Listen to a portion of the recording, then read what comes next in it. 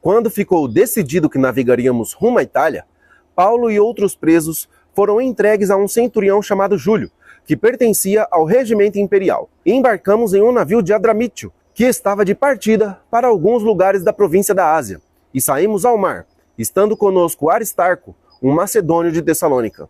No dia seguinte, ancoramos em Sidom. Júlio, em um gesto de bondade para com Paulo, permitiu-lhe que ele se encontrasse com amigos, para que estes suprissem as suas necessidades. Quando partimos de lá, passamos ao norte de Chipre, porque os ventos nos eram contrários. Tendo atravessado o mar aberto ao longo da Cilícia e da Panfilha, ancoramos em Mirra, na Lícia. Ali, o centurião encontrou um navio alexandrino que estava de partida para a Itália e nele nos fez embarcar. Navegamos vagarosamente por muitos dias e tivemos dificuldade para chegar a Cnido. Não sendo possível prosseguir em nossa rota, por causa dos ventos contrários, navegamos ao sul de Creta, de fronte de Salmona. Costeamos a ilha com dificuldade e chegamos a um lugar chamado Bons Portos, perto da cidade de Lazeia. Tínhamos perdido muito tempo, e agora a navegação se tornara perigosa, pois já havia passado o dia da expiação.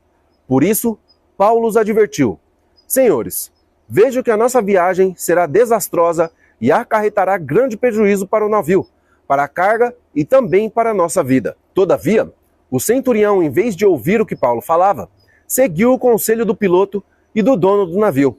Visto que o portão não era próprio para passar o inverno, a maioria decidiu que deveríamos continuar navegando, com a esperança de alcançar Fenice e ali passar o inverno. Este era um porto de Creta, que dava para o sudoeste e para o noroeste. Quando começou a soprar suavemente o vento sul, pensaram que haviam obtido o que desejavam. Por isso, levantaram âncora e foram navegando ao longo da costa de Creta. Pouco tempo depois, desencadeou-se da ilha um vento muito forte, chamado Nordeste. O navio foi arrastado pela tempestade, sem poder resistir ao vento. Assim, cessamos as manobras e ficamos à deriva. Passando ao sul de uma pequena ilha chamada Cauda, foi com dificuldade que conseguimos recolher o barco salva-vidas. Levantando-o, lançaram mão de todos os meios para reforçar o navio com cordas, temendo que ele encalhasse nos bancos de areia de Sirte. Baixaram as velas e deixaram o navio à deriva. No dia seguinte, sendo violentamente castigados pela tempestade, começaram a lançar fora a carga. No terceiro dia, lançaram fora com as próprias mãos a armação do navio. Como passaram muitos dias sem que o sol e as estrelas aparecessem, e a tempestade continuava a abater-se sobre nós, finalmente perdemos toda a esperança de nos salvarmos. Visto que os homens tinham passado muito tempo sem comer, Paulo levantou-se diante deles e disse: Os senhores deviam ter aceitado o meu conselho de não partir de Creta, pois assim teriam evitado este dano e prejuízo. Agora, porém, recomendo que tenham coragem, pois nenhum de vocês perderá a vida. Somente o navio será destruído. Ontem à noite, apareceu-me um anjo do Deus a quem pertenço e a quem adoro, dizendo-me: Paulo, não tenha medo. É preciso que você compareça diante de César. Deus, por sua graça, deu-lhe a vida de todos os que navegam com você. Assim, tenham ânimo, senhores. Creio em Deus que acontecerá conforme me foi dito. No entanto, devemos ser arrastados para alguma ilha. Na 14ª noite, ainda estávamos sendo levados de um lado para o outro no mar Adriático, quando, por volta da meia-noite, os marinheiros imaginaram que estávamos próximos de terra firme. Lançando a sonda, verificaram que a profundidade era de 20 braças.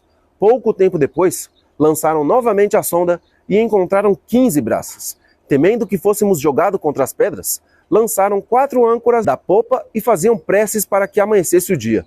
Tentando escapar do navio, os marinheiros baixaram o barco salva-vidas ao mar, a pretexto de lançar âncoras da proa.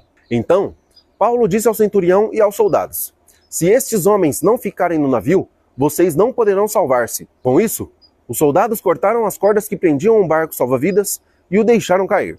Pouco antes do amanhecer, Paulo insistia em que todos se alimentassem, dizendo: Hoje faz 14 dias que vocês estão em vigília constante, sem comer nada. Agora, peço-lhes que comam alguma coisa, pois só assim poderão sobreviver. Nenhum de vocês perderá sequer um fio de cabelo. Tendo dito isto, tomou um pão e deu graças a Deus diante de todos. Então partiu e começou a comer. Todos se reanimaram e também comeram algo. Estavam a bordo 266 pessoas. Uma vez satisfeitos, aliviaram o peso do navio, atirando todo o trigo ao mar. Quando amanheceu, não reconheceram a terra, mas viram uma enseada com uma praia, para onde decidiram conduzir o navio, se fosse possível. Cortando as âncoras, deixaram-nas no mar, desatando ao mesmo tempo as cordas que prendiam os lemes. Então, alçando a vela da proa ao vento, dirigiram-se para a praia. O navio, porém, encalhou em um banco de areia, onde tocou o fundo. A proa encravou-se e ficou imóvel, e a popa foi quebrada pela violência das ondas.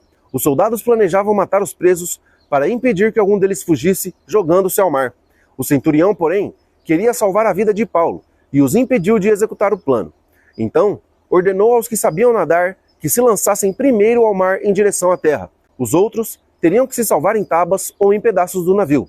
Dessa forma, todos chegaram à terra sãos e salvos.